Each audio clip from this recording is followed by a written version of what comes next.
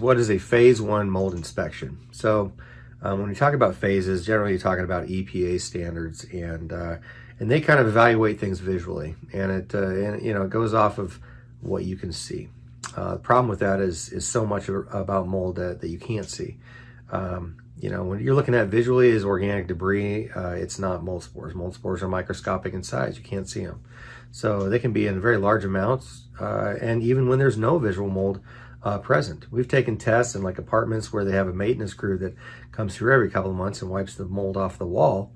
But then we do an air test there and find, tens, if not hundreds of thousands of mold spores in that air sample. So, basing things on a visual inspection is really limiting how complex mold is. And it really sheds a lot of disservice throughout the industry. So a phase one mold inspection is basically a walkthrough visual inspection. And we do offer that.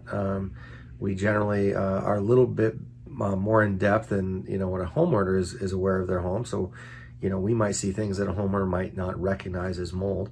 We also look in the attic or the crawl space. Phase ones generally don't get that in depth in those areas. They're looking for some obvious visual issue component around a sink or a bathtub or something of that nature. So our free inspections go usually much more in depth than a phase one mold inspection. But to answer the question, it's basically a very brief visual inspection.